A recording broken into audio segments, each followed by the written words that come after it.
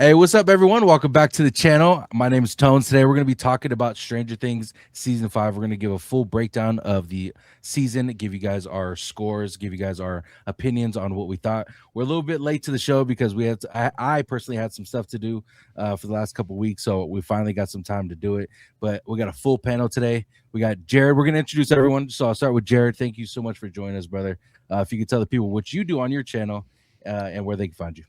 Yeah, thanks for having me. I'm over at CapTheMagic on YouTube. I cover theme parks mostly, but entertainment, pop culture stuff. I recently had a little rant about Kathleen Kennedy going away. So if you're curious about any of those things, you can check that out there. If you want some actual theme park, at least East Coast, Disney World and Universal Studios tips, CTM Podcast, my wife and I, you can check that out. That's where you can find me online. Glad to be here. Glad to break this down and talk about all this stuff here. Yes, sir. Chat, make sure you guys go to the bottom of the description below and go give them a follow. Amazing work over there. Tommy, appreciate you for joining me, brother. If you could tell the people where they can find you as well. Yeah, what's up, Tones? I'm pumped to be on here. I don't even think it's late for Stranger Things. I think with that conformity gate, it just stretched on. Now it's just permanent, man. But yeah, what's up, fellas? Capture the Magic. What's up, man? How's it going, Jared? And what's up, Jay? How you doing, man? Good. Yeah, it's good to see you guys. Like, yeah, man, you can find me on here on YouTube at TommyToon World. I got a lot of food reviews on there, theme park stuff, Vegas stuff. And then I'm trying to push on this Instagram tough TommyToon_, and then I'm on TikTok, TommyToon_world. Yes, sir. Yes, sir. Go give Tommy a follow, guys. And last but not least, Jay Sherer, I appreciate you for joining us, brother. If you could tell the people where they can find you as well. Yeah, I am a writer-director, and I'm making films like No Vacancy and Disclosure, which you can watch on my channel, How Stories Work with Jay Sherer. When I'm not actively involved in making a movie, I'm usually studying other movies to see how to do it better. So, for example, my last two videos were about scene choices that James Cameron and Steven Spielberg were making, and just digging into those really deeply to see why those work. I usually tend to stick to the positive stuff. I usually don't break down why stuff doesn't work. But every once in a while, you might have to say something like that. So try to keep it positive over there. But yeah, How Stories Work with Jay Sherer is where you can find me. Yes, sir. And I will have everything in the description below. And you guys might hear some things that don't work by Jay in this episode, so stick around. But guys, season 5 just dropped, and then we got the documentary, which I don't know if you guys have all watched yet. Have you guys got a chance to watch it? I've seen most of it. Not all of it, but I've seen most of it. Okay. It was about an hour too long, by the way. Yeah, dude. Yes. Yes. I was we're not going to go too much into detail with the documentary, but I want to say this. I was catching myself kind of drifting off with some things. There were some informative details that were in the documentary, but most of it was just like, okay, cool. Like, that's cool to see. Like, at the end, it was cool to see everyone, you know, this is the last day for Finn and Noah and like, that was pretty cool. But like the beginning part was just, all right, what do we, I was talking to myself, what are we doing here? What is this exactly? And it was just kind of confusing to me. I got the impression Netflix doesn't like the Duffer Brothers. The way that they came across that documentary, I'm like, man, what you got to think? They're with Paramount. So like, you got it. But like, I wasn't surprised. I had kind of like jokingly kind of guessed when we were watching this. That was like, I don't think they had the ending planned out when they started this season. And then you get into it and you're like, oh my gosh, you guys started filming it and you still, I'm like, you had 3 years. Like that was the wild part to me about still not having a finished script. The confusing part about it is they came out and said, we know the exact last 10, 15 minutes or whatever it was of how we want to end it. But other than that, we didn't. For one, that half an hour that we got, the what's the word I'm looking for? The epilogue. The epilogue of the show was 30 minutes long. So I guess they freestyled the first 15, and then the 15 I don't know. It was just kind of weird. But the fact that they knew the last 15, 20 minutes of the show and they didn't have that last script written, it was kind of concerning to me. I'm not gonna lie. Yeah, it kind of reminds me, Marvel has gotten kind of synonymous with this method. And I think it got popularized from Iron Man. Because remember, the making of Iron Man, they kind of did that on the fly. And I think you can do it if you have a certain, like, some people are good at things on the fly, can make things work, and having like Robert Downey Jr. helps and Jon Favreau. But yeah, in this one, I wasn't surprised to hear that, and then putting it in there, I'm like, man, I just don't think Netflix likes these guys because they did not come out of this looking very good, in my opinion. And one more thing is, if we hear that they were pushing them to finish the script, although they were already in production with the season, it just makes me, I don't think this happened, but someone can argue that they were rushed to write that final episode, right? And the whole fucking it sure looked like it. Yeah, like the Chat GPT stuff that was on the computer in that documentary was crazy. Bro, like it looked like they were rushed. Like the Duffer Brothers, like socially, I mean, they're great, like writers. I mean, they put some good scenes together for sure. I mean, they do those, ones where it's just a continuous take, and that's what I like, But obviously, Jay knows, tons about that stuff, and you could lace me up more with information on that. But anyways, like moving forward, like the Duffer Brothers looked stressed out when they were like filming some of that or like talking about it. They're like, I don't feel good about this. But it's like the money that Netflix is putting in, it ends at one. Like, when does it cap? Like, they were talking about that when they were filming the cave scene, right? Like, maybe they were trying to knock out all the cave scenes so they didn't have to come back to that later, like money-wise, right? I'm not 100% sure. I mean, production-wise, Netflix is probably just, same with Amazon. But, like, it's just crazy to me, like, there's some good stuff in the documentary. I agree with Jay, though. It's an hour too long. And then people are nitpicking, saying, like, oh, wow, I can't believe they ignored this guy saying there's no demigorgons in there and this and that. Well, it looks like they didn't ignore him. It looks like they just listened to the lady that was in the video talking about demo fatigue. You know what I mean? They didn't have many voices in their ear when they're bantering back and forth, shooting the stuff. We're shooting the stuff right now. We may have endless amount of time. Like, they got a certain amount of time. And he was talking about he had like 600 hours worth of footage, Like, I mean, how do you chop that up, like, in time for Netflix to wanting to drop it? Like, it's tough. Yeah. One of my friends was saying how exciting the documentary was, and I'm like, I don't see it as exciting. I see it as super stressful, dude. Because if you've ever had to be in a place where you're doing that stuff, it's not like, I think a lot of people assume that being on set is fun. You don't know how many people have asked me, like, can I just be on set with you? And I'm like, I was definitely one of them. Yeah, Tones is one of them. And I'm like, you can be, but like, it's not that fun. Like, it's mostly just stressful. It's like, we're trying to put this thing together, and like, it's kind of fun for me to see those things, but it's also super stressful because I think people will always misinterpret what 100% the process is supposed to. So what they'll say things like, why didn't you listen to that guy? He was talking about demogorgons. It's like, well, first of all, that's edited. They probably had like an hour, or they probably had multiple hours, if not days, talking about whether or not they should add demogorgons, right? And you just edit that down into, this is the simplest way to do a documentary, like, just put that out there. But like, so it's very common to start production without having finished the scripts. Now, to Jared's point, it was a long time in between productions. Yeah. So you would think that they would have finished the scripts. It's a little strange that they didn't finish the scripts, but it's not unusual because there's so much work that goes into production that if you have a writing team, like they do, although their writing team is pretty small, you rely on your team to keep writing the episodes for you as you start to film stuff, right? And that's back in the day, it's how you had to do it because there were 24 episodes and 26 episodes of a season. True. So you were just constantly going through everything just all the time, right? So, yeah, I mean, I have some thoughts when we get into like talking about not the documentary, but like people's complaints about the series that I think are kind of unfair because they don't understand what it's like to be like in production. And just for the sake of like saying it, I don't understand what it's like to be in production on a TV, the TV side, 'cause I don't do TV stuff, right? But I'm familiar enough with it because I know other people that have. And so I just think the documentary is almost, you can for sure say that Netflix was trying to do a YouTube-esque strategy for Stranger Things. They're doing shorts about everything. They're doing shorts on set with people. They're like, we're going to do it behind the scenes. It's going to be 2 hours long. We're going to do behind the scenes of the play, which most of you can't even see, but we're going to do that as well. So they were like trying to gobble up watch time.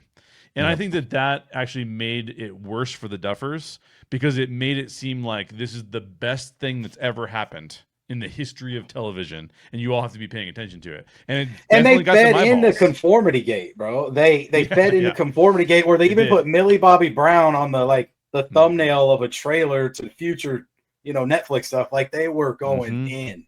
They were like that's pretty disrespectful, I think, like you said, to the Duffer Brothers, right? Yeah. It's hard though, bro. I think one thing that I'll kind of wrap up this documentary thing. The one thing that I hated from it is that people can now sit here and argue that negative parts of the documentary and make it a reason of why the show or why they dislike the show. And obviously most of it is out of context, like Jay said. Like there's probably hours of them going back and forth of why they took out the Demogorgons, but we don't see that. We only see him put input of why there should be Demogorgons in there. So I just think that, and Jared kind of said it too, like they signed something with Paramount. Now we don't know what that is exactly, but was that them like giving us the back or the behind the scenes of what was going on and editing it that way for us to see like there's a negative part to it. So we don't know. Right. We don't know exactly, but one can argue now that the documentary is out and that's what we're seeing. And most of the stuff that we saw and people took in was all the negative shit that was in there. Most of the positive shit, not a lot of people talk about. That's just how fucking clips and talking points work. So unfortunately, boys, season 5 dropped. Let's get into it. Jay, I will start with you, brother. If you guys haven't seen our video for volumes 1 and 2, go check it out. This is us. I guess we're going to talk about volume 3 or the finale plus everything else involved in season 5. Jay, give me your thoughts on season 5, what you thought about the finale. Was it something you like, dislike? Let's get your opinion on it. Yeah, I liked it a lot. I thought it was a great finish to my favorite TV show. Obviously my favorite TV show can change over the course of time. It was not necessarily Stranger Things until probably after season 4 where I started going like, wow, that was amazing. This is maybe my favorite TV show. Because season 1 was like one of those things where I didn't binge it like some people did. I watched it later and I was like, this is an amazing show. Then I kept watching it. I'm like, I'm really like loving these characters. Definitely they encountered some challenges that made season 5 a lot more challenging than it could have been. I don't think season 5 is perfect by any means. And there's a lot of valid complaints. There's a lot of invalid complaints because like what you were talking about, like the content, I've seen videos. In fact, I watched a video today where the thumbnail made it sound like this guy was going to rant about the top 10 music songs of the quarter. And then you watch the video and he's like, I like all these songs. You're like, bro, like, so like negativity sells on social media right now. And so there's a lot of like super negative takes, but even if you watch their videos, you're like, I mean, this is like either a basic complaint that like anyone could say, or like you're overemphasizing how negative this is so that you can get clicks on your video. But for me personally, I think for me personally, the finale did all of the things that it needed to do, even though it wasn't perfect. But look, I've lived through I'm 45 now.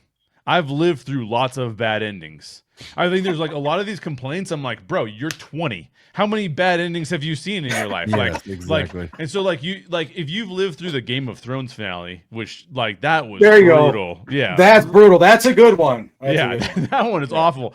The Lost finale was also very controversial. Yeah. Not great. How I Met Your Mother. Terrible. How I Met Your Mother was maybe the worst. That one. Yeah. It's like the worst finale in the history of television. Then there's the other finales, right? Which is like, we're just going to give you a normal episode of TV, right? So like there's Seinfeld and Curb Your Enthusiasm. Like we're doing nothing almost special. Like a send-off. Yeah, like a send-off to the characters. Yeah. Exactly. So for me, this was like, oh yeah, it's not my favorite ending of all time. It's not my favorite ending of the seasons of the show, right? Like I think my favorite is 1, and then not finales wise, but my favorite seasons are 1, 4, 3, or sorry, 1, 4, 3, 5, 2. But if you're for me, if you're saying to me, Jay, how much did you like the finale given all that you know about this series and what they had to overcome. I'm like, I liked it a lot, man. It was great. I felt like it was really cool. Not perfect. It's if you have a perfect ending, like you're just blessed almost because it's just so hard to do. Absolutely. And I'll go next on this one because I want to backpack off it. There was things, of course, I loved. There was things that I disliked. One of the main things that I disliked were storylines that were brought up in season 5 that meant nothing to us. The whole Max finding the flyer and them being at the school together with Hopper and Joyce and Henry Creel, the Wheelers, like they went to school together. Yeah, it's a I guess a way to get people to go watch that play, but I don't think that was the right choice for us to find out that that's what we have to do now to find those answers. I thought that was a terrible fucking idea.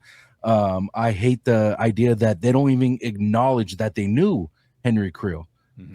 Like at the very least, at least let us know that you guys know who Henry Creel is.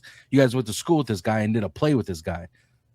So yeah, Joyce being mad at him takes on a whole new definition if she knew him in the high school and did a play with him and she's dropping off his head. I mean, like that, you got to answer that question somehow. Like that's not cool. I mean, the only thing I could think of is Will was taken and all that shit, but there still has to be some kind of background of why I guess Will was taken other than he was a small kid or a child and he was weak-minded. Like, you know what I'm saying? And what I'm saying is there's a contrast between this is an evil man who has abused my child versus also evil man abused my child, but I knew him in high school and really liked him and did a play with him. Like those two things are, I only see this side of it. So why didn't you explain this side of it? I totally see why that's a problem. Yep. And I think that was one of my biggest problems with the show, but I love the ending. To me, I loved in the aspect of leaving it open for interpretation. I love that they did it that way because it makes us think now. We can have that conversation of, do you think Elle died? Do I think Elle died? I came up with the theory that Elle got captured by Dr. K at the end, and that was that's an alternative. And I'll go into that, and I want you guys' opinion on that. Don't let me forget to give you that theory. But I think that there's different ways of how this series ended, and they left it open for interpretation for us, which I thought was a great idea, a great way to end the show. But the only things that I disliked about season 5 was those open-ended questions that left us. Now we have to go watch a play. We have to fly to New York to go watch this play, or watch this fucking play on someone's Android that wasn't charged for the whole time. Like, it's just irritating that we have to find those answers out that way. Yeah. But Jared, I'll go with you next. What was your thoughts on season 5, brother? I did not like it nearly as much as season 1 and season 4. It wasn't the worst finale ever. I just want to say that right off the bat. Finales, like Jay was saying, it's really rare when you find a show that ends well. It's a hard thing to do, to wrap it all up. I felt like 5 was a very strange mix of like a lot of weird pacing. Some things like the whole kidnapping of Derek's family. Why did there need to be that much time? So he took a lot of time with certain elements, and then other elements, like you were saying, like finding out about the backstory or Henry's backstory, where it seemed rushed. So parts of the finale felt rushed, but the season as a whole felt like it maybe had just it prolonged things it didn't need to.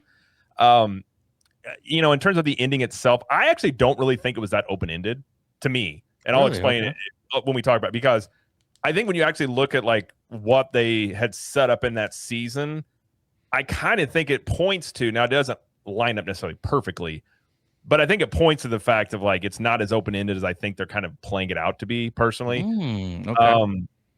But some of the, like, I would have liked to seen a lot more of Hopper. Hopper and Joyce had nothing to do this entire season, and Hopper I think was the best character, especially like season 1 and 2.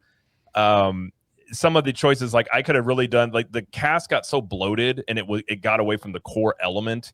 I could care less about Robin. Like she was in it constantly and like leave. Like these scenes she was doing could have been done by anybody else.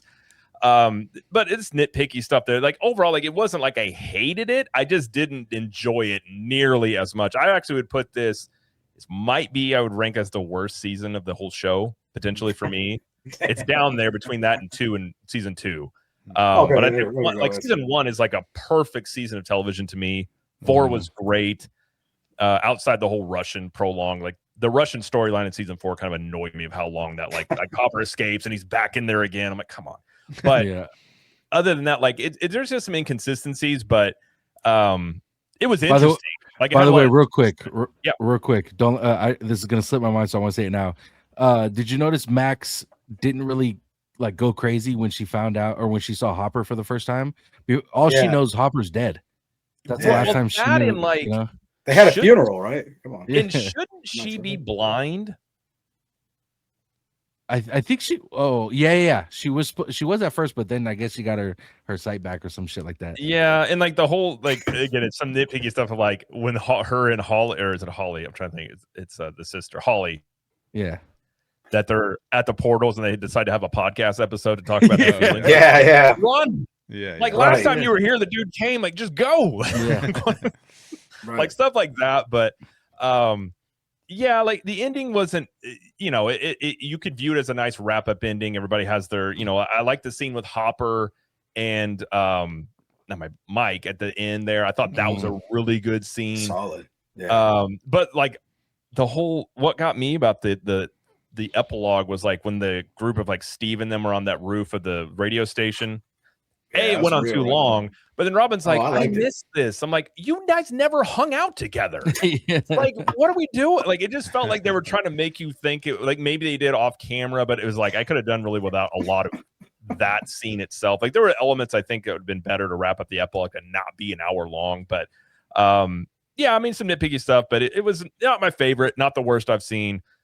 That's kind of where I sit with it.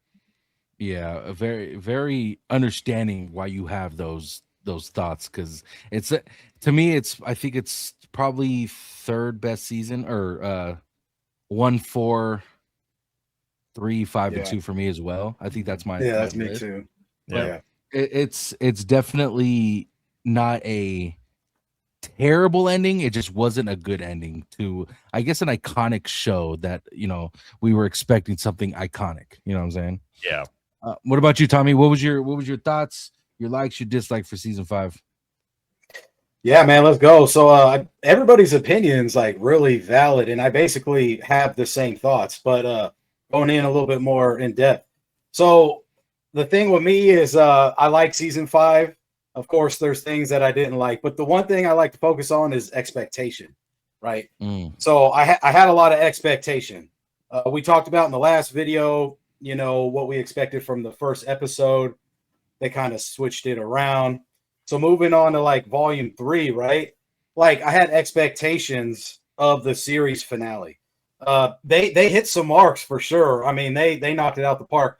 I just really wanted like a straight up battle in the Upside Down with the Demidogs, the Demigorgons, the Demibats. Not even all the way up yet to the Mind Flayer. Like just a crazy event in the Upside Down, because that's all we talked about for 10 years, or the main of the show. I didn't even know about the other. We didn't know about the other aspect until this season. Right. So it's cool that they introduced, we got the big villain Vecna in season 4. They struck gold with season 4. I mean, it's coming off the pandemic. Season 5 kind of came off of the actors strike, but to me, 4 was probably well written and well established. 5 to me, I really like the character dynamics. I know what Jared was saying about, man, they introduced like these new characters, and it's just like, hey, man, we got this core group and we don't need any more. I mean, we're in the last season. Like, I seen they needed catalysts for certain episodes. They need certain things to progress so they could get to the next thing, and maybe those help out in that. I was satisfied. I'm now going into character endings. Man, Tones, I'm not even gonna lie. I wasn't satisfied with tons of characters, but I was satisfied with Lucas and Max. I was satisfied with 11. I cannot stress that enough.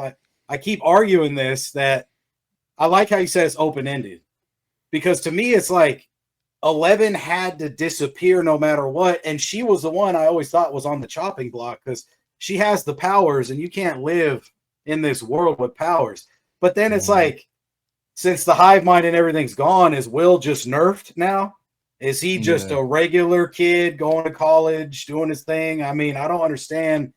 And same with the kids. Do the kids now have powers? Like, do they not have power? I mean, obviously there's no hive mind, so they can't tap into the hive mind. But like, what they can't. is there something still in them? Like, I'm with you on that one. And it's hard because Will was like OP. Like after that end, you know, this nose bleeding, it's like, oh my God, he's gonna destroy everything. So I wanted season 5, that last episode, I wanted Vecna to go out kind of the same, like how they played it out. So, kudos to Duffer Brothers to really tuning into their own show, because they should have done it this way. Maybe you guys could help me out, but man, it could have been 11 trying to destroy Vecna, like how they have it, and then Will comes in to help like he did, but Will dies because they kill Vecna while he's holding him on the hive mind. I understand they didn't kill Vecna because then he's on there. They think he's dead when he gets impaled, but then he wakes up so Joyce could kill him. So that's why Will didn't die, right?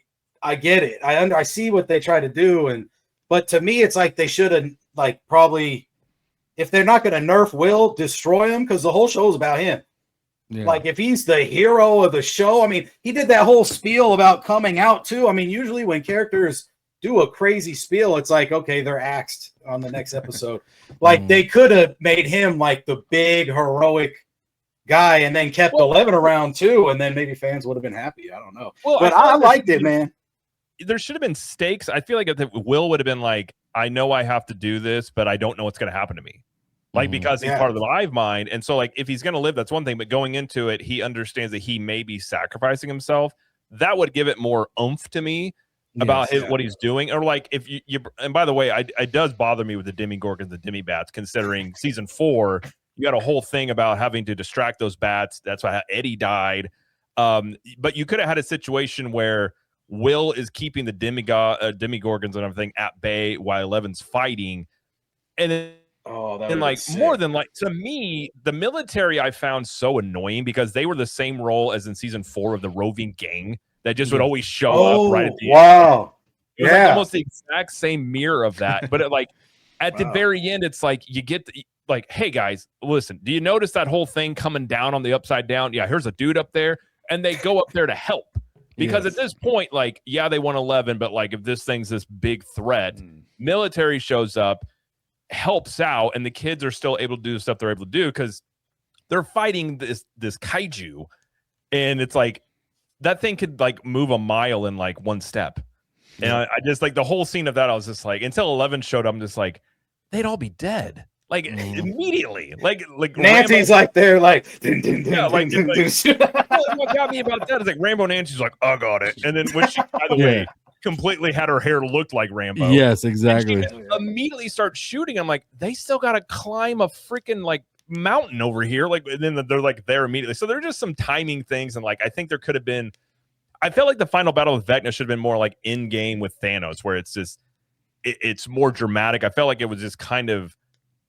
It just didn't have a lot. Like, you knew what was going to happen. It seemed like it had happened too quick for as OP'd many times as Vecna was. Whenever the whole military's firing everything they got at him, and he's just Superman. He's like, you know what it reminded me of?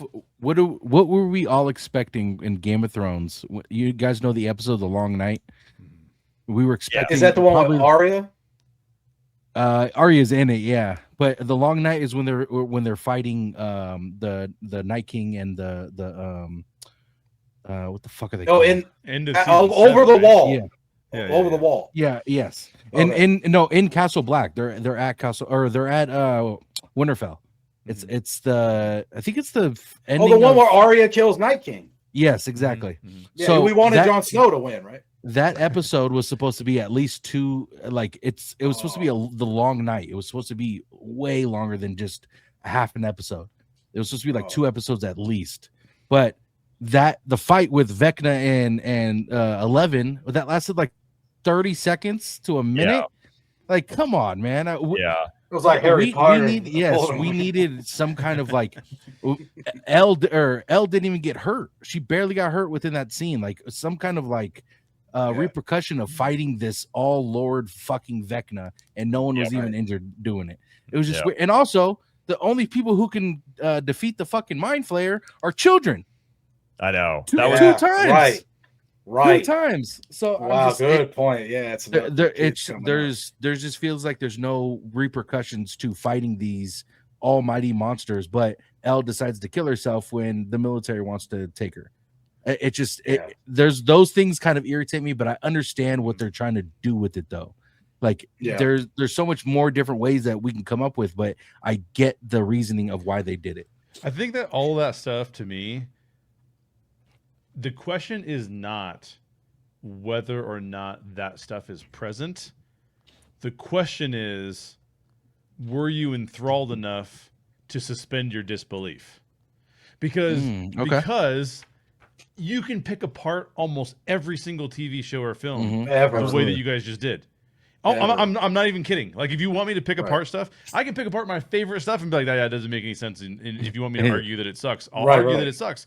But the problem is that the question is always, how do I get you to suspend your disbelief? Right? Okay. Because if your disbelief kicks in, then I've lost the battle. It doesn't matter what I do. I could do the coolest shit possible. It wouldn't matter. If I've lost you, you're gone. Like one of the things I would tell people about pitching to, it's the same thing with pitching startup ideas to angel investors. Because I used to pitch to angel investors, and every time I get a no, I'd realize that it was like, they're looking for a reason to say no. They're not looking for a reason to say yes, which means I didn't suspend their disbelief. They don't believe in me. Doesn't matter what I do. Man. I have an answer to every single question that they're asking me, but they're still not going to invest in me because they're not enthralled by this idea. Whereas if you talk to somebody who's enthralled, they ask you the due diligence questions, but the only reason they ask you those questions is to make sure that they don't do something stupid. They want to do it. They're just making sure they don't. So that's the mindset flip. Because like for example, for me personally, I suspended my disbelief no problem throughout the entire finale. So are there things that bother me in the finale? 100%. But if you were to say to me like, hey, look, Vecna was overpowered and it was way too easy to defeat them, I'd be like, okay, cool. Let's go through the list of movies where that's true. Because I could complain about that stuff. It's just that when we watched a lot of those movies, those didn't occur to us because we were so bought in. Whatever was going to happen. And that was me, by the way. I was in the movie theater, by the way, fucking yelling like, "Let's go!" But but once I broke it down, I was like, "Fuck!" Like they're right. If you sit down and think about it, there's things that piss you off, like you were saying, and you break those down. Like, but in the moments, I'm like, fuck yeah, this is great. Oh yeah, like it's elevated. It. Yes, it's like top tier, bro. Like Jay, you're like 100% dead on with this. I like the way you framed it. So like, I feel like I was at the top of my game of Stranger Things right when it ended, and then like I feel like people like to hijack other people's ideas, and then they take control of it because. My buddy is a big Stranger Things guy, and he was like, "Oh, I loved it, like me, like how I just admitted." And of course, like you said, there's gripes, but and then like he started falling into the conformity gate stuff, and I'm like, bro, like you didn't even have that thought process. It's just because you saw it. But I had a lot of positives on this too. The set pieces are insane, and then I love the writing. I mean. If the Duffer Brothers had to rush it, I mean, the writing was still fire. Of course, there's some, duds with some characters because you want other things to happen. And that goes back to expectation. Everybody sees stuff online. They have expectations of things. I talked about this 3-headed dragon that I wanted Will and them to fight forever. Oh, he drew it on the map, bro. It's going to happen. Yeah. I didn't need it, though. I mean, we got the Mind Flayer. You know what I mean? Like you said, I didn't get taken out of it at all. That series finale felt like a movie. Like they really planned it out and filmed it like a movie. At least it felt like it to me compared to other episodes. The beautiful part about what Conformity Gate was is how fucking amazing the fan base is when it comes to Stranger Things. The fact that fans were able to break shit down and put every detail together of the last episode and what's happened in the past episodes and come to an agreement that there's another fucking episode that's supposed to come out when there was no episode at all shows you how committed this fan base is, how committed we are to, I guess, wanting more. Eventually we'll get more Duffer Brothers and spin-offs and the animated series that's coming out, but that's how committed these fans were to watching and wanting more. So I think in my opinion, they did a great job with this. Of like we said, it's not perfect, no, but they did a good enough job to have fans wanting more and damn near convince themselves there was more when this was it. So I commend them for that, for sure. Well, one thing I will say is, admittedly, I'll just say, like, again, it's not like I hated this season. I am, though, kind of, I get kind of harsh on stuff. Like, I nitpick. That's kind of my nature. But for me, it was like the ending. A lot of the ills to me of the final battle stuff could have been solved with more stakes. I feel like I literally went to the final episode being like, nobody's going to die. Like when the Steve did the fake out, and literally my wife was there. We were watching it because I remember we were up late because it was New Year's. And I was like, as soon as it went to black, I was like, he's not dead.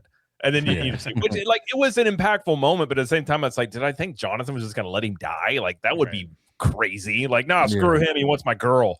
You're like, that's wild. But it was like, if there was more of like going into it, I felt like they all just were just like, yeah, we're going through this different dimension. Let's go. And they're just like going. And I get, like, in this world, they're used to this whole of the different dimension stuff. It's just, I don't know. To me, I guess I'm used to like comic book battles where it's like, you're going to have to give everything you have to defeat this. And it felt like it was just very just like, I just need Will to help a little bit, which I'm glad Will had powers. I just felt like there could have been more stuff to it if like the Demogorgons were there and this big threat was there. Like, it should have, in my mind, been more grand of a battle. And I understand, like, again, that's kind of why the finale to me felt rushed in moments. Like, I could have done way less with the epilogue and more of that battle. Or with, like, I was really, really wanting to know when they did the thing with Henry as a kid. I'm like, where did that rock come from? Why and how is the Mind Flayer talking? How does the Mind Flayer know about Earth? What does he want from you?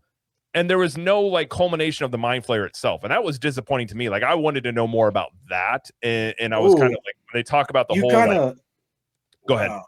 No, my bad. You just sparked some tones, like, and everybody. So is Mind Flayer just a monster, and was Vecna the vessel inside of him, and that's why he had the kids? And is that who fed the thoughts to everything, or did the Mind Flayer really have the power?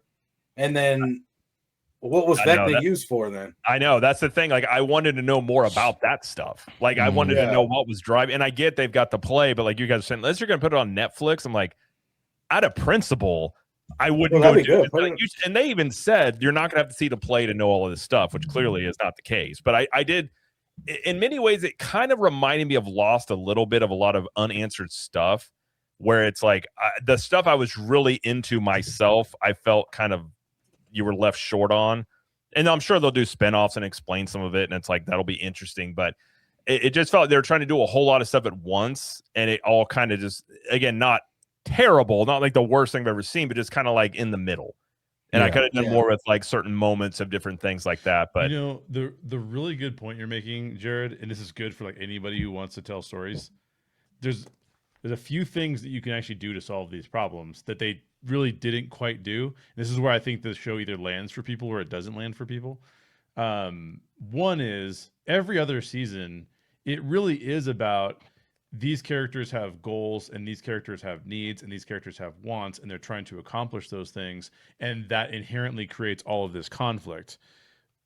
That the only main conflict going into the finale, because a lot of the other conflict had been taken off the table, especially with relationships, is the 11 versus is 11 going to live, and then is 11 going to be able to take out Vecna?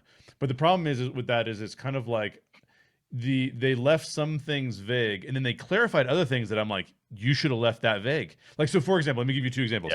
Magical realism wins every time over science.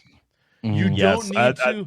Don't explain to me that there's a wormhole and what a wormhole is and like all this. No. Magical realism. So the difference is, back in the day, they would say this is like the Upside Down because that's in D&D. They didn't have to say there's actually exotic matter that exists, and exotic matter is important. No. That's magic. That's magic. Let it be magic. It doesn't need to be science.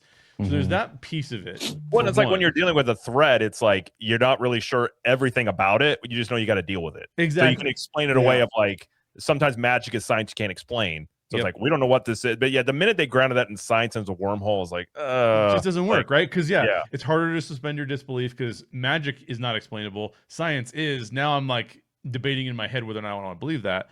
I was okay with that. I'm just saying, like, from a storytelling standpoint, it's better if you don't explain it, but it's better if you do explain why the characters are doing everything that they're doing. And because, like, I think that, like, what you're saying, Jared, what it triggers in my mind is the problem there from a storytelling standpoint is it's not totally obvious what Henry/Vecna's end game is, because 100%. He just keeps saying he wants to make something beautiful, but it's like, okay, but the only thing we know is that he's bringing a diabolical dimension to a very life-filled dimension.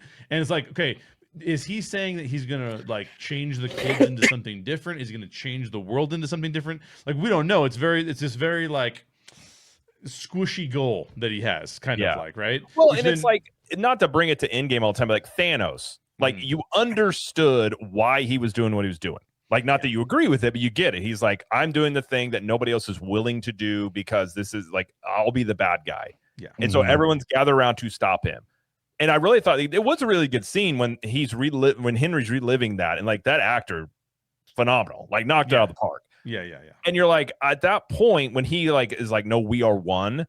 I'm like, okay. And I really was like, we're going to get into like why it is that we're doing it. And it was just like, that's it. And I'm like, oh, like, it's just like every time I was in, there'd just be like, it would be either cut off or just go somewhere else. I'm just like, I wanted more of that. Like that right there, that whole mystery around all of that was really the most intriguing thing to me of just like, what is the Mind Flayer? Like, was the kaiju actually the Mind Flayer? Like, or I would assume he's not, that there was like, the Mind Flayer is more of an entity type thing, kind of like what the kids would come, like maybe it just sort of encompasses that realm.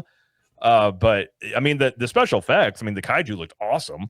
Yeah. And the stuff that it was doing and everything like that. But I would have liked to have seen Hopper, given what he was, at least in season 1, be involved in the final fight. Somehow he's up there, because I feel like that would have been, like, he's one guy that actually does have military experience. Because the other thing that made me suspend my disbelief of this 90-pound chick is female Rambo.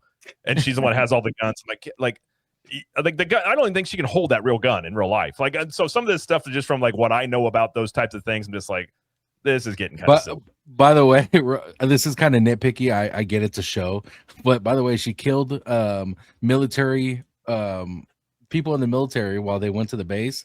She killed them and still able to walk in the streets like nothing happened. Oh, so her and Hopper smoked like a whole platoon.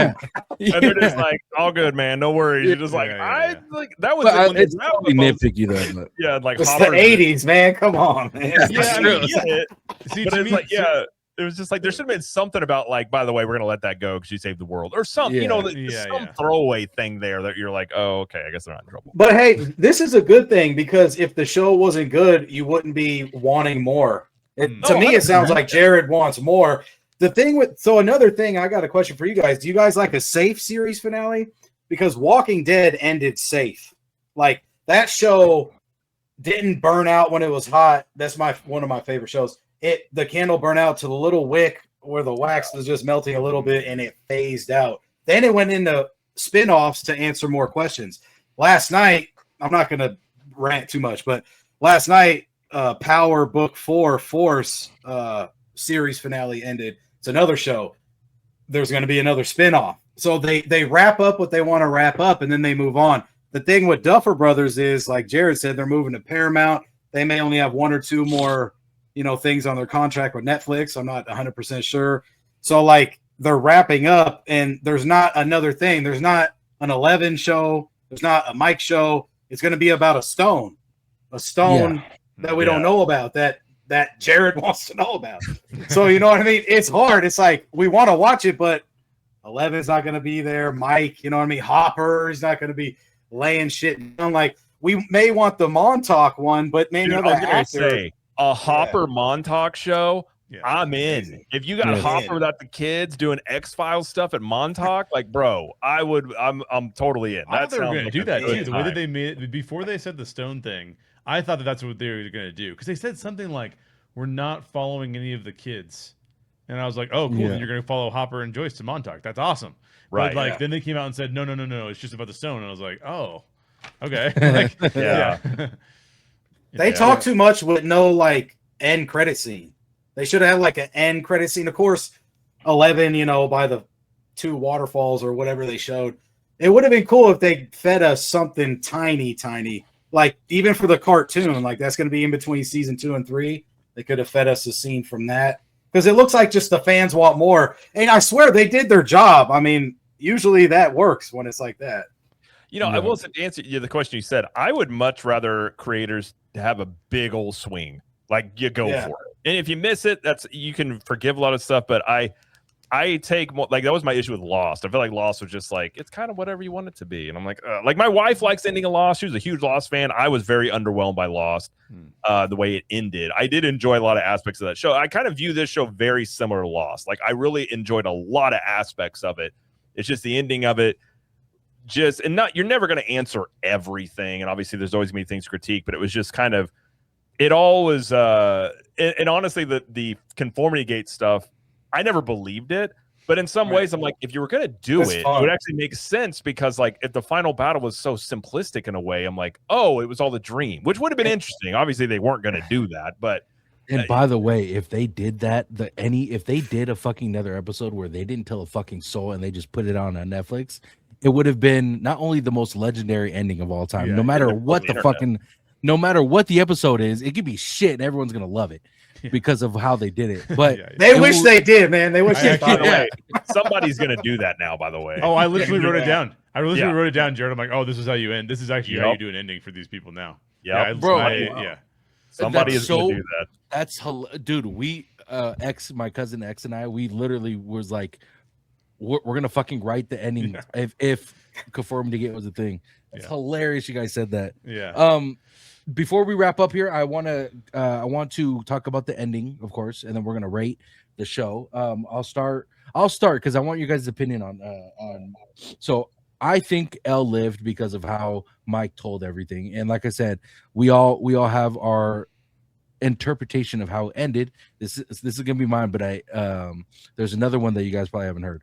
So I think Elle is alive because of how Mike explained everything, because I had the same thought while it was happening. Like, she's not just going to take herself out. There's something happening. And how they explained it was Kali, her sister, was able to get her out and cloaked her from everyone when she went into the Radio Shack and was able to get out and everything.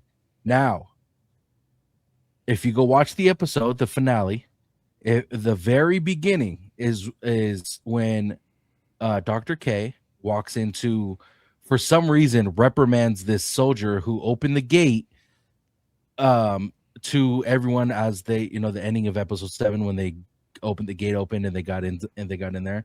For some reason, she takes him out from the main base that they're in, goes across the street to where the Radio Shack is, and walks him in there for some reason and reprimands him in there. Obviously, the Radio Shack is where they get in and out from the tunnels, and they did what they did there in the Radio Shack. Then she saw a device sitting in the Radio Shack of where they opened the gate. So she saw them actually in the Radio Shack, or that's where they were using it. Now, Dr. K, we've noticed in the first 7 episodes, she's a smart fucker. She's smart as hell. Mm-hmm. Now, her knowing that they use the Radio Shack to get in and out of places, if they were to cloak Elle, and if we use that ending, she had to have known they would have taken that route to get out of that base. They would have had to take the Radio Shack.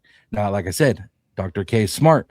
She would have had someone there waiting for fucking Elle to appear, and they could have taken her and could have used her blood and did what they said they were going to do. That's another alternative or another ending on how it could have ended, because it makes no sense why they would put that in the show.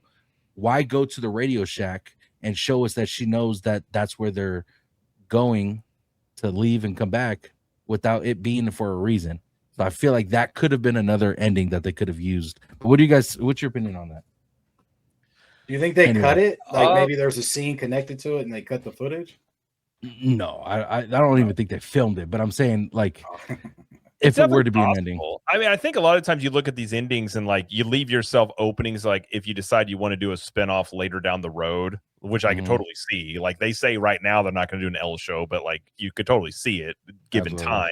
And it gives you these one miss, and they're back to Stranger Things. 100%. Yeah, you know what I'm saying? exactly. Right. They go and have a miss at Paramount. They go, okay, Stranger Things is back. Right. And Millie Bobby Brown maybe doesn't have a career much after this. Exactly. And then it's like you get right back into it. So it's definitely possible. To me, I think Elle lived. I think it was almost obvious because even when I'm watching it, when she's at the gate with the kryptonite cannons going, so she couldn't have got to the gate. And when those things are going, she can't do anything. Like she is like Superman when he's got kryptonite. He's just unable to even like she just rolls up into a ball and can't even move. So with that going, there'd been no way that she could have pulled Mike into her mind in that moment because all the cannons are going. And even at that point where she was at, those cannons would have still hit her, and she's floating.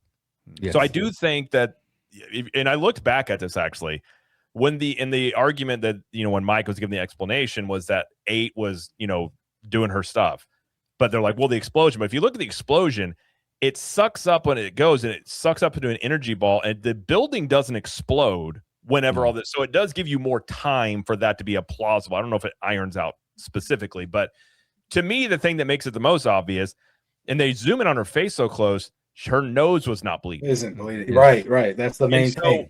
Anytime, and they've established in that show that anytime she's doing this stuff, her nose always bleeds afterwards. And so the fact you had that, she pulled Mike in. And the way, like, I don't know if Jay would agree with this. A lot of times in shows, it's like if someone doesn't die on screen, it doesn't happen, or it leaves it open-ended. So the fact that they showed her on screen, even though it's Mike giving this story, that she made it to this other area, to me, it's alluding to like, yeah, technically it's open-ended, but I think when you look at the details, it rather is obvious to me, at least, that like she survives. Yeah. Now, whether or not she's with Kay or whatever it is, but I do think she lives because it gives you this open-ended thing, and kind of like I love 24, and like 24 is like Jack Bauer's done, and like 4 years later, it's like he's alive. It's like, it just gives this option. They can always get him back. You can always do something, and who knows where she's at. I kind of feel like that's the way they did it. 100% agree with you on that one. What about you, Jay? What's your opinion? I think your theory is cool. I mean, first of all, I also believe that she's alive for sure, because it's also like that's what the show is sort of about. The show is sort of about like you connecting with friends and believing in each other, right? So the fact that he even says like I believe, and they all go like, yeah, we believe too. It's thematically consistent in that regard, right? I think that's why the show lands for me, is that I think it's thematically consistent even where there are inconsistencies. It's kind of like if you ask me, like, I know that this is not what Jared's doing because this show is more serious than the movie I'm going to bring up, but I feel like I'm watching the Goonies. So when they find a pirate ship, I'm not like, how could that pirate ship exist into that? You know what I mean? Like, I'm just going like, oh yeah, cool. Okay, there's a pirate ship in this cavern or whatever. And that's fine with me, but I get why people would not be okay with that. I totally, and the arguments are very good for them not to be okay with that. So I totally get that. But so for me, it's kind of like if you believe that 11 died, it's almost like you kind of miss the whole point of the show, right? Like it's kind of like, oh, you kind of missed the point that like this show is sort of about nerds with hope, that we could form friendships and live good lives. You know what I mean? Like now the thing that I think that people got really wrong with Conformity Gate, and I do think I'll get to your theory in just 1 second, Tones. I think what people got wrong with Conformity Gate is people kept saying like none of these characters ever conform throughout this thing, so why would they conform now? I think that misses the story of how life progresses. I think there's this ideal that people have that's like, I'm a weirdo now, and I'm going to be a weirdo for the rest of my life, and society's just going to have to deal with me. It's like, okay, good luck finding a job, right? Yeah, like, exactly. that's right. the lived experience, right? So I think that they got that wrong. It's like, no. Eventually, you will blend into society in some way. It doesn't mean that you're going to be just like everybody else, and you're going to conform. It doesn't mean that. But the whole fact that it was like Conformity Gate came out of this fact of like, this is untrue to the characters. I'm like, then you don't understand what they were trying to say about these characters. because they were saying that the characters were growing up, and that's what you do. You grow up, and you don't, you hopefully maintain some of that innocence that you used to have, and you do believe, but you do have to grow up too, right? Like exactly. both of the One thing I'll say, true. I just thought of it real quick, is somebody brought up a good point I saw where it's like, if Elle died, it would kind of be under like she was abused, taken advantage of, like she was a victim her whole life, and you would be saying, right. There is. The only way to get out of this is like to off myself. And when I thought about it, I was like, that's actually a very good point. That's a bad message to send out there. Totally. That, like all these things happen to you and this is my only way out to prevent it. Like, and it's a thing too, in tropes of the comics, so like you live with concealed powers. Like there's a lot of stories around people that are hiding their identities for decades. Yeah. And then, a spinoff can happen where you're forced to come out of the hiding and, all that stuff. And also, and just piggybacking off of that point, I think a lot of times storytellers, I'll just speak for myself, but I think this is true of a lot of other people that I know personally. Storytellers are put in this place that kind of sucks, because a lot of times as a storyteller, some of the most meaning that you can personally get out of life happens through tragedies. Think of how much like you've had to deal with a death in your family, or you've had to deal with like severe things that have happened to you in your life, and that's what causes you to grow as a human. And so 100%. Storytellers gravitate towards tragedy because it's kind of like, look at when humans change, it's usually around tragedy. But Hollywood figured out, particularly, I mean, I'm not going to blame George Lucas, but it's particularly in the late 70s and through the 80s, they figured out that people really like happy endings where everything just goes well and everything happens. And I think that one of the problems that people, so this is what I like about the ending, the fact that they leave it open as to like, you can find your own meaning in this, but we don't believe it's tragic, even though there is tragedy that the relationship had to sever in order for them to go live their lives the way that they do. I think is actually like a pretty interesting way of not killing a character, but still making it traumatic in some way. So I argue Mike probably had the most tragic ending because of that. 100%. Mike's scenes were the saddest, dude. Like people were like, "Oh, did you cry for Stranger Things?" I'm like, to be honest, I was like, the Mike scenes, I was like, the one with him and Elle with Purple Rain, I didn't cry, but it was rough. And then when he's looking at the kids run in, and he's like, it's like he's handing the baton, but he's handing the Dungeons and Dragons. Beautiful scene. Yeah, it's like, oh my god, that hit home, yo. I was like, oh, this is it. And it's hard. Like that's why I said I wasn't happy with everybody's ending. And I like too, Jay. Like I'm gonna let you finish. I just like how you keep saying like it's almost like the glimmer of hope. End the series on a glimmer of hope. Is she alive? She's probably alive. You can't kill her off, right? If you killed her off, she needed to sacrifice herself in some heroic thing in that other, like not to shut the gate from the military. Yeah. I mean, Jared's point is like perfect. Like you can't have the message be, if you had a shit life, like go end yourself and that's cool. Like that'd be crazy. That's definitely not what the Duffers were intending in any way, shape, or form. So, but to your point, Tones, I mean, look, the nice thing about, here's what I think happened. I like your theory because it means that we could have more stuff. Absolutely. I think what they were trying to do was, instead of her telling them, well, obviously science means that you can move stuff remotely. Have you ever seen a remote control before? Like that's what it does. They were like, I'll pull you into the Radio Shack so I can show it instead of tell it.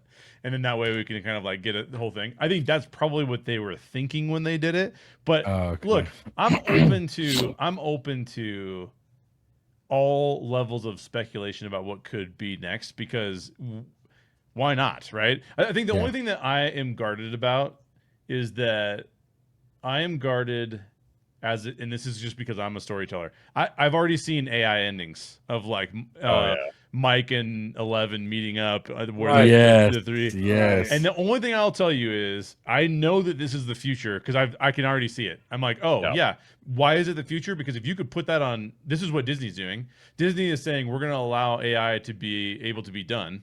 And there's going to be people who create alternate endings to stories. And Disney's going to go, look how many views that has. Throw it up there on the platform. And I hate it. And the reason I hate it is because the people that created that IP had something that they wanted to get off their chest. They Mhm. dedicated their time to it. They dedicated their lives to it. They spent creative energy around it. So for people to come in, and I don't mind fan fiction that isn't promoted by studios. That's great. Do all the fan fiction you want to do. But as soon as a studio comes in and goes like, yeah, Tones, your ending is better than the Duffers. Throw that up there. I like that better. I'm glad you did that. I'm like, F the studios if they're going to do that, to be honest, because that's just not cool to creators. So I think it's going to happen, and it's going to be a bummer, but hopefully creators will still get paid to make their own stories. That's the only thing that I don't like, but I do like people writing fan fiction if you want to. Why not? It's fun. Yeah. Do it. Yeah. I mean, speaking of that, I kind of like the theory. My whole thing, my issue with Kay was like that character had no development the entire season. Like she just was like, and I like the dynamic in season 4 with like good side and bad side of the military. I thought that brought on a very interesting perspective. Totally. I was thinking halfway through, like, I wonder if Kay ends up being like Dr. Owens. It seems like she's so in your face as a bad guy at the very end, and I guess they could do it in a spinoff of like Tone's theory.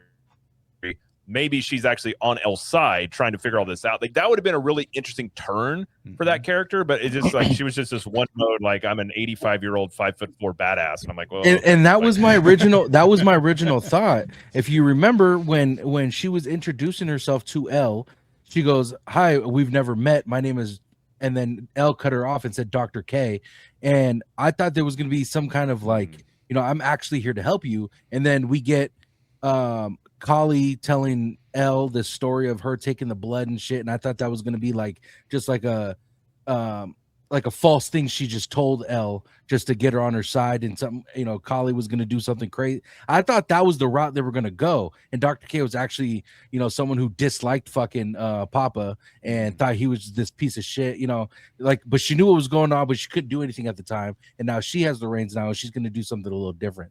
I thought that was the route that we're going to get, or that we were going to get, but we got the route that we ended up getting. I think Jared made the best point earlier. If you're going to criticize, the main two areas I think you could criticize are, I think it'd be hard to criticize the character development and the character endings, because most of those feel pretty satisfying to me. I agree with you, Tommy. Not all of them end well, and not all of them seem like they earn their ending, because like Jared said, there's just too many characters. Yes. So like you can't have it. Like you'd have to have like probably at least 2 hours more worth of, to increase the stakes, which I think is totally true. Season 1 is like a masterclass in what the stakes are, right? Because Mike falls in love with 11, and then she has to give herself up to overcome the Demogorgon, and then she vanishes, and then Mike is like devastated, right? Like that. But then we get the Egos, and it's like, oh, cool, like that's awesome.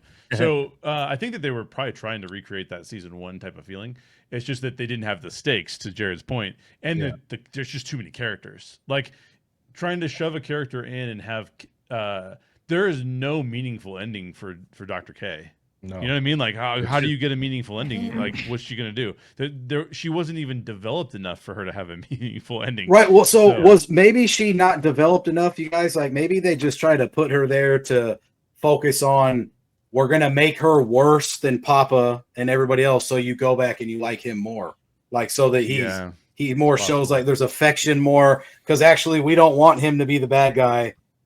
We just want to put this grunt in front of you, because I mean they even say like in the doc, like, oh, we just wanted this 80, we watched her and Terminator, like it's hard. Like I've watched Walking Dead like and dissected that so many times. It's like sometimes they just put like a character in there so like you could change your thoughts about the one before that did that same thing. I feel like they just needed they needed something that was a obstacle in this world that wasn't Vecna, was how I felt the whole time about it. It was kind of surprised. I did think there was going to be more as it went on, but it just seemed like it was just like military bad guy. That's all this is, and it's just like a one-track mind on all this stuff, and that's kind of what I took out of it. But there's a lot you could have done there. I think looking back, I'm like, especially with again like season 4, and I do think I will say with season 5, Eddie. That kid, I can't remember his name. Joey Quinn, I think is his name. Him and Matthew Modine are great actors, and the fact that both of those were killed off in season 4, I do think it was it would have been really interesting to see like those characters in this season, because I do think that this season lacked those. I think they made so much of season 4 that you kind of felt their absence in 5. And real quick, Jay. Mm-hmm. One thing that I loved about the Duffer Brothers in all the seasons is they hit every character that was in there for one season, and unfortunately they end up dying at the end. But they nailed that fucking character. They nailed that actor. That's one thing that 100%. I loved about Holly in this season is she was perfect for that part and perfect character. Even though she might have been on there a little too much to my liking, I would like maybe a little bit more of background for a little bit, or someone else rather. But she was still great nonetheless. I think one of the biggest problem they had, and this is a huge problem. I mean, this is the reason that everyone can't stand Rise of Skywalker is because they did not have the courage to make Kylo Ren the big bad guy.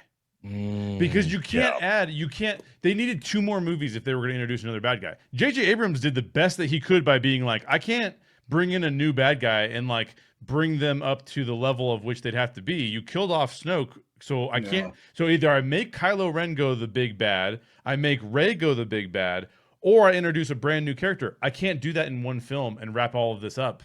It's impossible. So I'm gonna have to bring back Palpatine, and we all laugh about how stupid that is. But the only reason it's so stupid is because he was put between a rock and a hard place, and Disney wasn't going to greenlight another movie. They wanted the trilogy. They wanted it to be end at 9.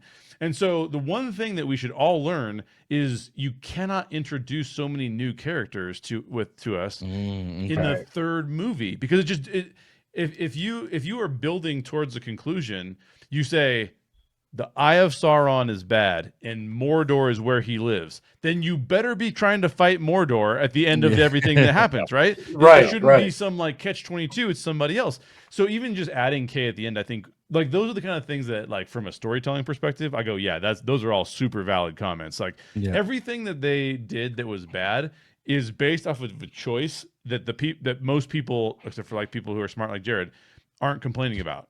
You know what I'm saying? Like the complaint is like, oh, they didn't have this. And it's like, because when you're landing a plane, you don't introduce new stuff because you're not taking off, you're landing, right? Like you're not bringing anybody on to that plane. So I think those are some of the areas where I'm like, I mean, that's what happens. But in those to me, I kind of think they're minor. I see what they were trying to do. I think Dr. K was a plot device. It was like we got to have something for them to do half the time when they're not fighting Vecna, so they'll fight the military. Put in Dr. K, she's bad. You know what I mean? Very one dimensional. You know, they didn't get like even Matthew Modine's character, very multidimensional. You sometimes love the guy, you sometimes hate the guy, right? Well, that was crazy in season 4. When he came back, I was like, oh, not him again. But then he became like a great part, and maybe the best part of that season. And I was like, it was really interesting to kind of twist this and like you see his perspective. And it's like I really, really like that part of it. And that's why I think some of these characters, you maybe have that hope for them, like Kay and some other ones, that there'd be something else to them. But I do think like in my opinion, that more stakes would have helped by shedding off some characters. Like Jonathan and Nancy probably should have died in that scene. That'd have been powerful, and then that would have shut off 2 endings you needed. So the ending could have been a little cleaner, and you could spend more time versus trying to have one for like all the characters they introduced. But again, that's like nitpicky, but it's just little things like that. Yeah. I did love. Sorry, Jones. Just really quick. No, go. I did love like. I personally really liked the rooftop scene. I know your complaint is valid, Jared, that Robin does feel a little out of place in that circle of friends. But I did love the fact that we saw Steve as a baseball coach, because he was the one with the bat, and he's the babysitter, and Derek is playing catcher. I thought that was awesome. I did love the fact that Jonathan is becoming a super weirdo filmmaker, because that's totally what he seems like he would do. And then I did love the fact that Nancy was like, I tried to do this stuff, but I'm actually going to go back into reporting, and I'm just an intern, but that's what I'm doing. So I really like the way that those finalized up. I did think it was a little strange that the Robin love story was just a one-liner of like, you move on. As much as she was in it, all of a sudden it's just gone too. And spending. It's hard to take a character through like massive amounts of trauma that draw them together, and then to just be like, oh, by the way, they're separated now. Like, you know what I mean? It's like, that's weird. That's a weird thing to do. But see, then was she there just to be in the hospital? Like so someone was in the hospital that they knew. It must. You know? Well, see, that's the Yeah, thing. you know. That's where I say Yeah. like a lot of these Right. characters are just like plot fillers Placed almost, there. right? Right. Yeah. Because they're not. One of the mistakes that people make is when they use the term plot hole, it's not what they mean, right? Like a plot hole is something different than what most people are talking about. Yeah. A plot hole is not something that didn't happen off screen, right? Like, so if it happened off screen, it's not necessarily a plot hole, even though people will say that. Plot hole is like what hasn't been finished, right? A plot hole is when you introduce something that is of the utmost importance, and then you never Address it. go back to it, and you just gloss over it, right? Like The Max finding the flyer. Like I would say that the Max finding the flyer is as close as a plot hole is as anything else that people have talked about, right? Okay. But you know, everyone has a different definition of plot hole, which is part of the problem. But it's also just like the easiest thing to say. The easiest two things to say is this is bad writing and this is a plot hole. That usually means you don't understand writing and don't understand plot holes. But it is what it is. That's what people go to, right? But I also like I'll finish this. I also really like the fact that the shot choices of when they're playing D&D for the last time are all the same shot choices from season 1. Yeah. It's just brilliant that was there. Gives you like goosebumps, man. You were like, oh, this is it gives you goosebumps. Amazing, yeah. And I love the Lucas and Max ending. Fantastic. Yeah. I love the Mike ending. I thought that was fantastic. Will already kind of had his ending, so he didn't really have much of like he's just meeting dudes in bars. Like that's fine, but like it's not much of an ending. For his story, I'm like, that's all the dude gets is just going to gay bars. I was like, damn, Mike, that's it. That was pretty. That was bad. Yeah, that was not the greatest. But oh my god, I saw a meme of who's that guy? He was a killer. He went to gay bars and Dahmer, right? Dahmer, yes. Oh my! And there was a picture of Dahmer in the gay bar with Will, and he goes, Will can't catch a break. Damn. Oh, They're both Netflix shows, at least. Yeah. So I liked a lot of those things, and that's why I liked the show, right? Like I liked a lot of those moments.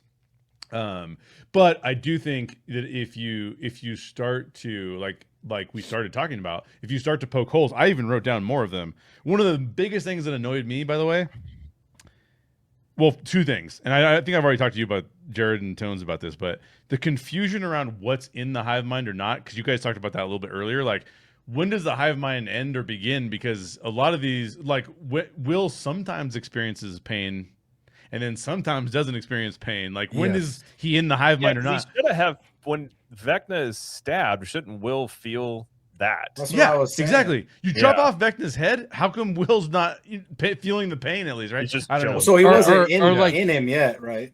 Yeah. It was Then like he'd back what? out. How was he able to sever that connection to the hive mind? Right. Is what wasn't answered. That I think that was my confusion with it. Exactly. As well. The other thing, because So it's obviously not because it exploded or blew up or nothing? no, obviously It's not he had 'cause to. Obviously he had to have severed that connection portion somehow. Yeah, but we just don't know how he did. The kids, it. at least when they break the kids out, the kids cough up the stuff. Right. Yeah. And so you go, okay, that's cool. I get that.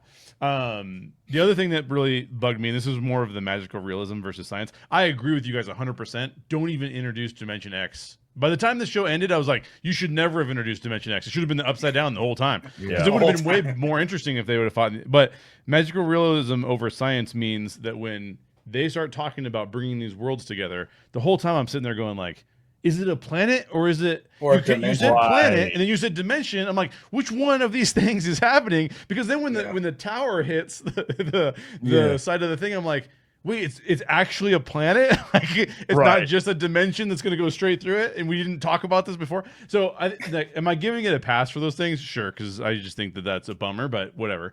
But the magical thing could have gave it way more of a pass too. You're just like, you don't understand it. It's a thing, but you just got to deal with the problem. Yeah, 100%, Jared. Exactly what it is. Yeah. Tommy, I don't know if you went or not. What was your? We'll end with you. Your opinion on season 5, like if you liked it or disliked it. I'm not sure if you went or not. Oh yeah, I mean, I did. I think 11's alive. I think they got to leave that open 100%. I mean, I kind of dove in on this, but you know, the way that it was established and stuff. I mean, there's core main characters that people like Hopper, was one of them. When I watched season 1, I thought Hopper and Eleven were like the best characters, and then Dustin. So you know, to me, it ended the way it ended, but like it's going to be open ended, like you said, no matter what, because they could always come back and they could either do it the way Tones. I really like the way you said, you know, Kay kind of has her, you know, wrapped around her finger or whatever, taking the blood. But does that mean 8 died and when everything blew up in the Upside Down, and then she just took the L, quote unquote, and then L got taken away? Okay, so I guess I guess so I guess that's a sacrifice. I guess we could bring that back, but you know, Linda Hamilton's old, man. I don't know. So yeah, it's rough, you know, especially if we get like the It Part 2, like It Chapter 2 version when the kids are like 10 years from now. That would be sick. Them going like, or Elle comes back and she's like did something crazy, or the Upside Down's back. That's the thing, how they kind of nuked that part, because now do we care about Upside Down, or do we care about the Dimension X more?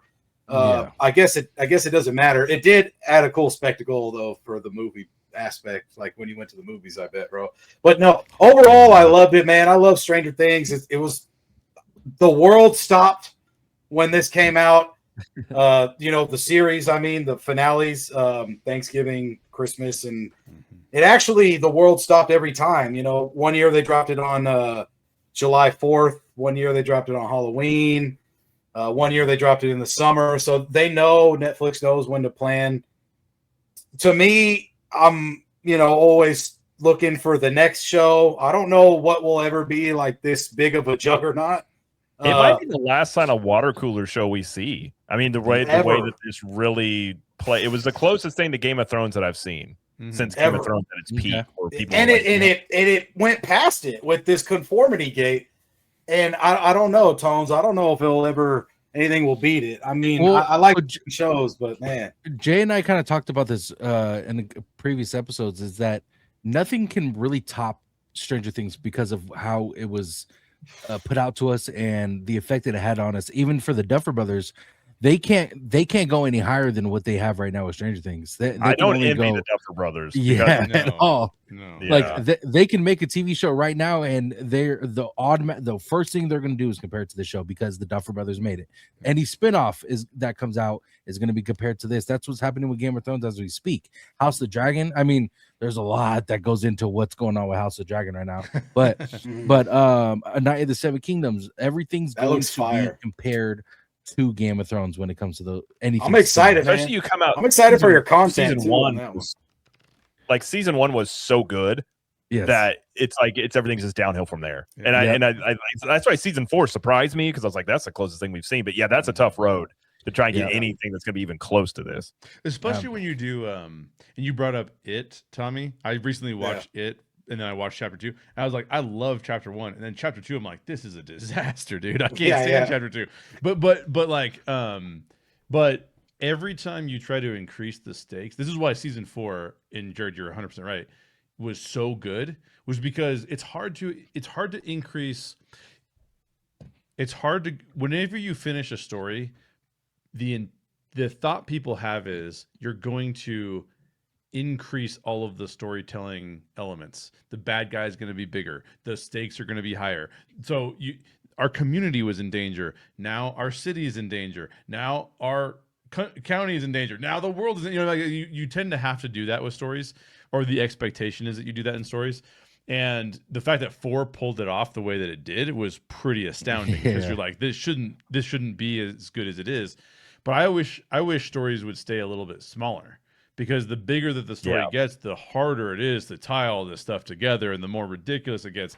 I mean, you keep bringing up Endgame, but that's a great example of like doing that to its maximum ability. I mean, Lord of the Rings and Infinity War Endgame are like 2 of the things that have done that as well as you can possibly do it. But it's hard, man. I think a lot of creators should just do, we kept it simple, we keep it simple, we keep it simple. Even when you watch the behind the scenes and you see what the Duffers are putting themselves through to do these giant set pieces, it's kind of like, then we're just going to get criticized later because people didn't like it as much. It's like, yeah, because we didn't care about the set pieces, we cared about the other stuff. You know what I mean? Like, it's hard. It's a tough one. So I don't envy the Duffer Brothers either, because that's a really challenging situation. Absolutely. Absolutely. We'll wrap it up with your overall score. I'm gonna start. Jared's gonna hate me for this, but I'm gonna go 7.5, 7.5. Overall score for the finale, or for what are we saying? Score for the finale. Oh, For the finale. I gotcha. For the By the finale. way, I don't hate. Listen, don't let my critiques ruin anybody's good time. I always tell people that. Like, don't let. Yeah, no worries. No, I thought it was a 7.5. Like you guys heard my likes and my dislikes, but I would have wanted a little bit more for it to be in 8 and 9 for me. Or you have to hit some good spots, which they did, but I think they left too much open, in my opinion, for my liking. So 7.5 is where I'm gonna go. And also the action parts in this show that we didn't really talk about was one person or two people technically, but one person, and it was Will fucking nailed his scenes perfectly, in my opinion. And Jay and I went over, him getting his powers and how they hit their mark on it. And I think it was good that they did it that way.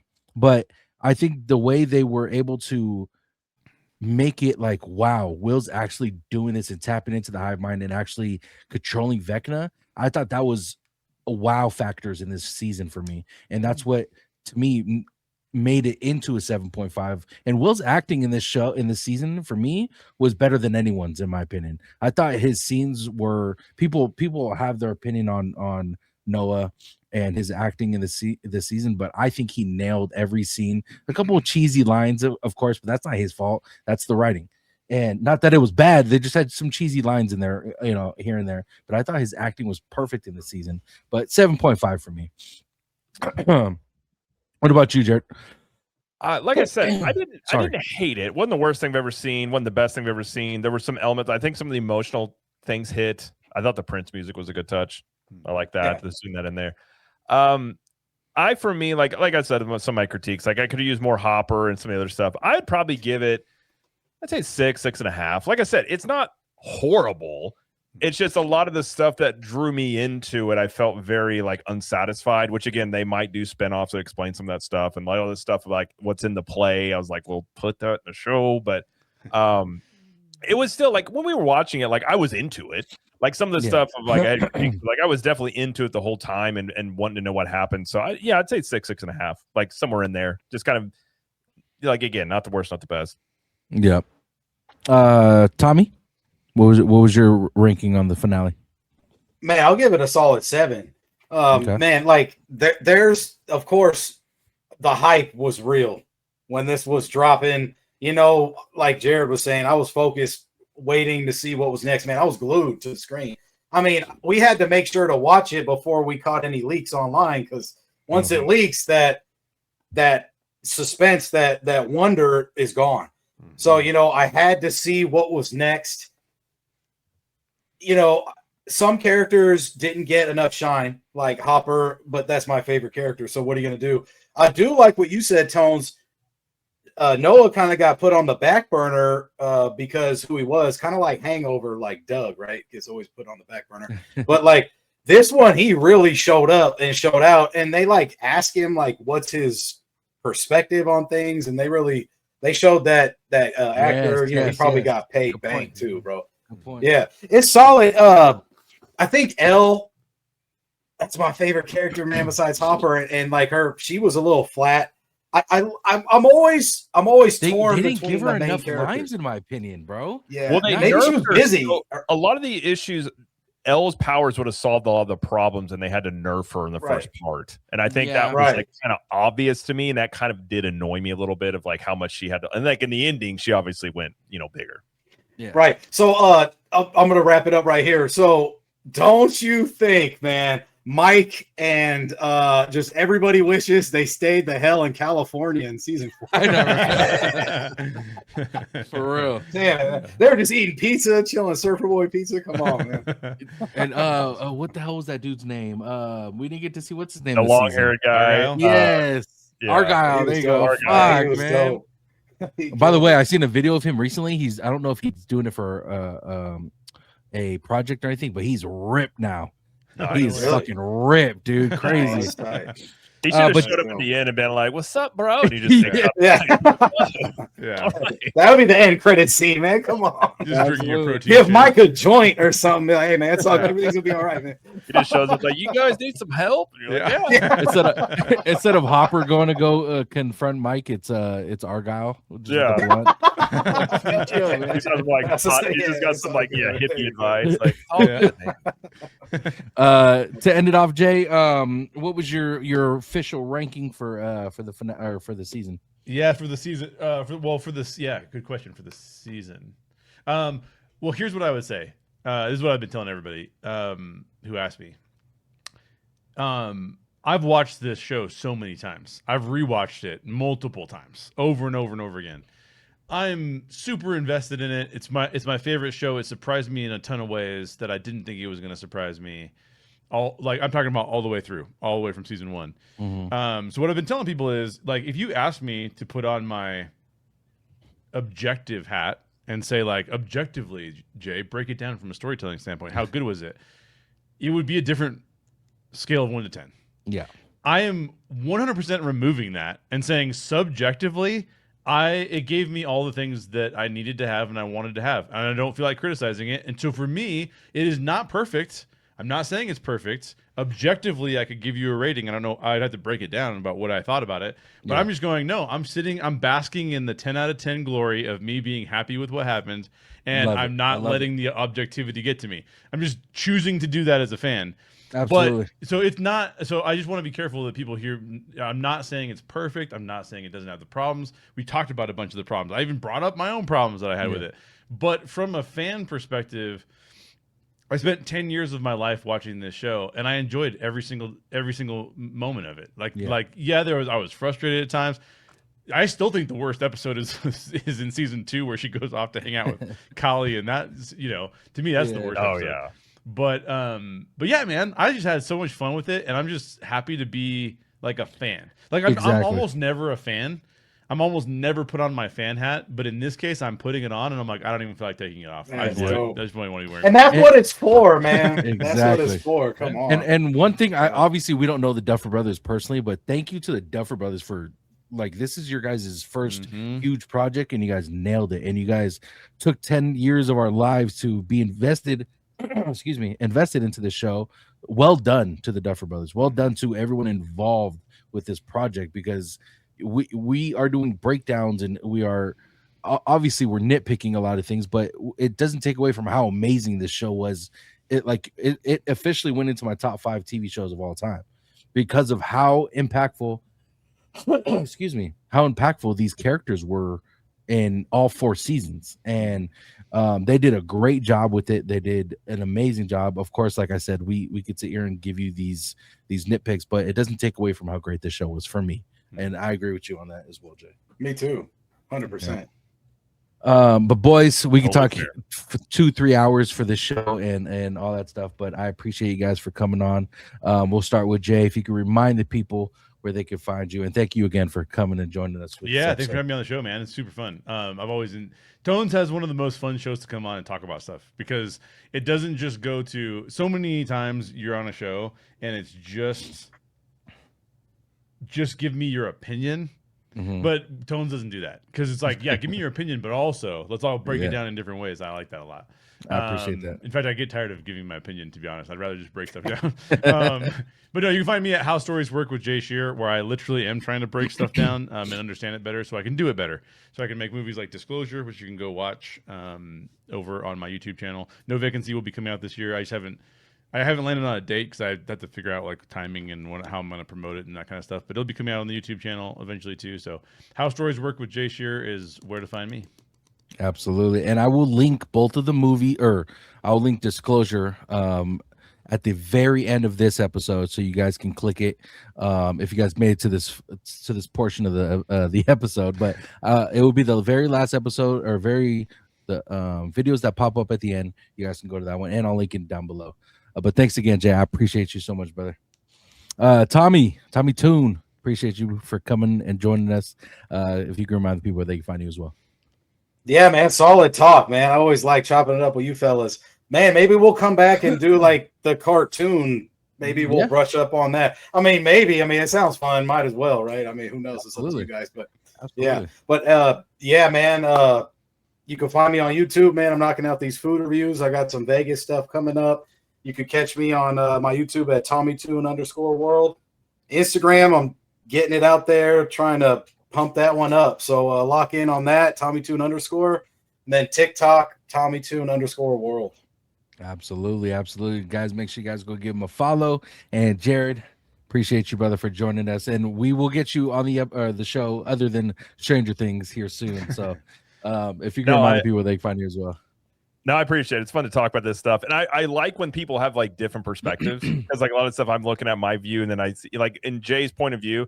I love that, by the way, because I have stuff I watch where I'm just like, I don't care. I just like this. Like anything Wolverine, like Wolverine Origins, I still like. And that's a horrible movie. Like, it's not a good movie. And I'm like, but it's Wolverine, so I get it.